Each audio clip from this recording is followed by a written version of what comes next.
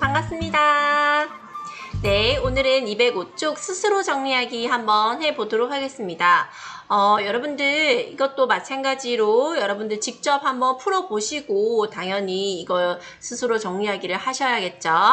네, 그래서 꼭 한번 다시 자기가 먼저 풀어보고 그 다음에 선생님의 설명을 꼭 들으셔야 됩니다. 자, 역학적 에너지 전환 보도록 하겠습니다. 역학적 에너지란 무슨 에너지 더하기 무슨 에너지였죠? 네, 위치 에너지 더하기 운동 에너지였습니다. 위치 에너지 구하는 공식 뭐였죠, 여러분? 네, 9.8 mH. 그죠? 운동 에너지 구하는 공식은 뭐였죠? 2분의 1 mv제곱. 여기서 의미하는 m이나 v나 h 다 뭔지 아시죠? 네, 여러분들 꼭 그거 아셔야 됩니다. 두 번째, 역학적 에너지의 전환. 물체가 운동할 때 위치 에너지와 운동 에너지는 서로 전환된다라고 했고, 위로 던져 올린 물체의 운동. 물체의 높이는 어떻게 됩니까? 던져 올렸으니까 높아지겠죠. 속력은 늘려집니다. 자유낙하하는 물체의 운동. 물체의 높이는 낮아지고 속력은 점점점 빨라진다. 그래서 던져 올렸을 때는 위치 에너지가 증가하고 운동 에너지가 감소합니다. 즉 운동 에너지에서 위치 에너지로 전환되는 것이고요. 자유낙하는 그 반대죠. 네. 그다음 두 번째, 역학적 에너지 보존. 역학적 에너지 보존. 물체가 운동할 때 공기 저항이나 마찰이 없으며 물체의 위치 에너지와 운동 에너지의 합은 어떻다? 네, 일정하다라는 것을 알 수 있습니다. 위로 던져 올린 물체의 역학적 에너지 보존. 처음 운동 에너지와 던져 올렸을 때 최고 높이의 위치 에너지가 같다. 그죠? 자유낙하할 때는요, 처음에 위치 에너지와 바닥에 도달하는 운동 에너지가 같다. 즉, 최고점에서의 위치 에너지와 최바닥 기준면에서의 운동 에너지는 역학적 에너지와 같다라는 것을 알 수가 있습니다. 다음. 자, 스스로 정리하기 오른쪽. 질량이 1kg의 물체가 바닥을 기준면으로 10m 높이에서 자유낙하했을 때 처음 위치 에너지는 뭐죠? 위치 에너지 구하는 공식 9.8 곱하기 mH. m이 뭐죠? 질량, h가 높이. 그러면 9.8 곱하기 1 곱하기 10 뭡니까? 네, 98줄입니다.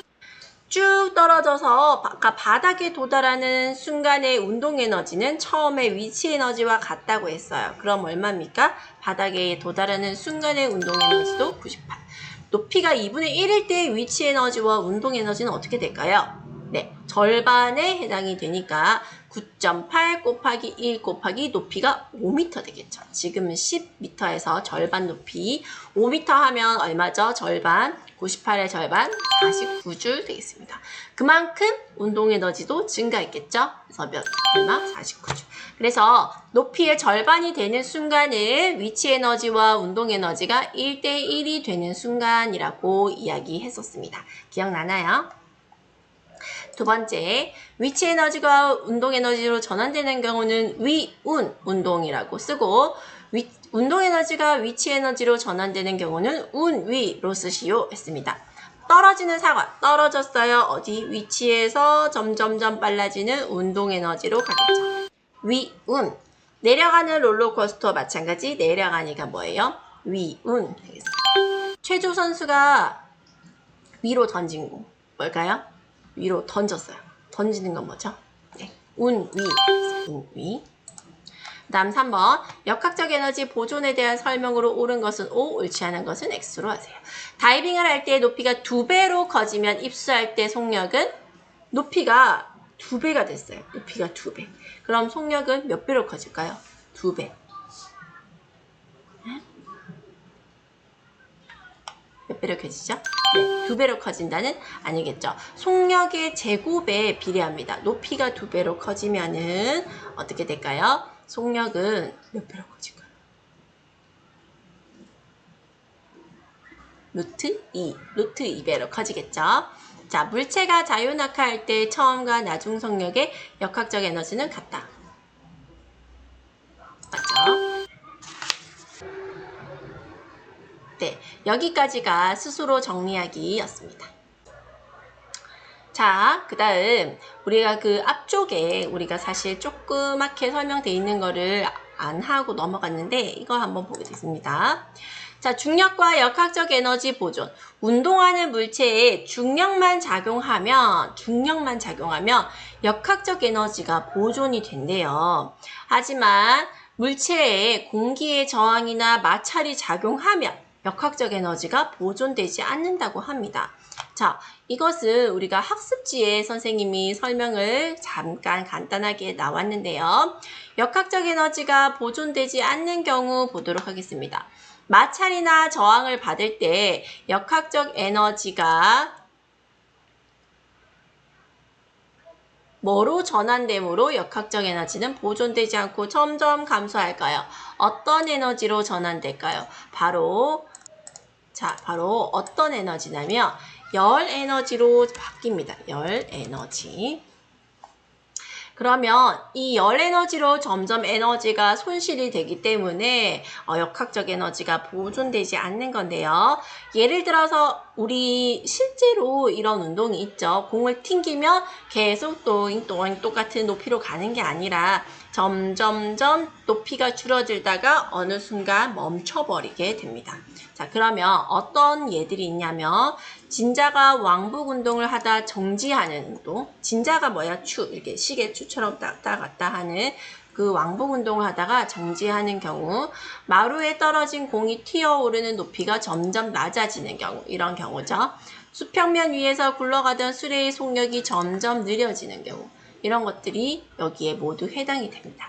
역학적 에너지는 여러 형태로 전환되지만 그 총량은 항상 일정하게 보존된다고 합니다.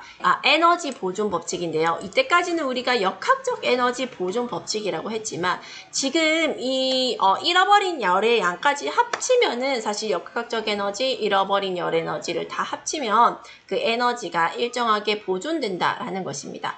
그래서 역학적 에너지와 모든 손실된 에너지가 더하면 다 일정하게 되는 거죠. 우리가 아까 얘기했던 열 에너지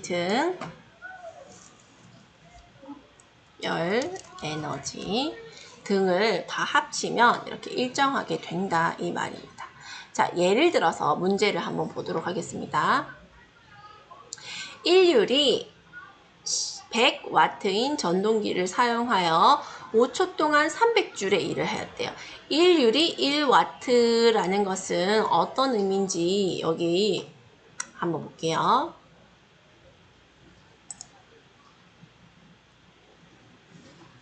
자, 여기 보세요.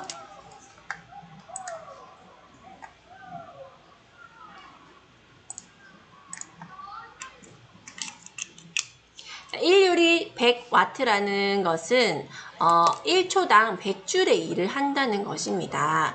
그렇다면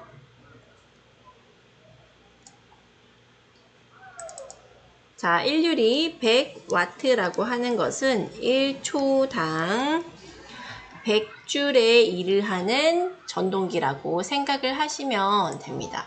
자, 그러면 얘가 5초 동안 300줄의 일을 하였대요. 5초 동안 300줄의 일을 하였대요.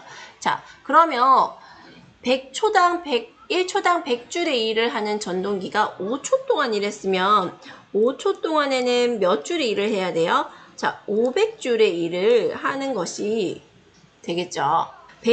500줄의 일을 해야 되는 이 전동기가 300줄의 일을 하고 그 다음에 50줄의 소음을 또 냈어요.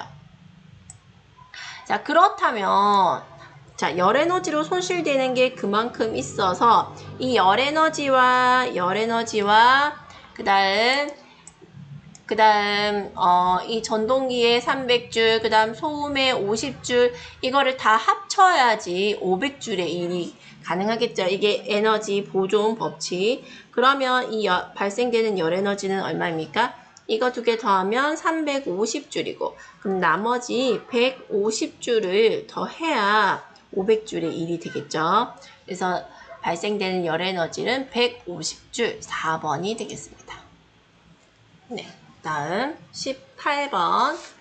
일정한 높이에서 딱딱한 공을 매끄러운 마루 위에 떨어뜨려 튕겨 오르는 높이가 점점 낮아지는데 공의 역학적 에너지는 증가할까요? 감소할까요? 보존될까요? 자꾸 열 에너지로 손실되기 때문에 역학적 에너지는 점점 감소한다가 되겠죠. 그 다음 공이 튕겨 오르는 높이가 점점 낮아지는 이유는 무엇입니까? 바로 마찰.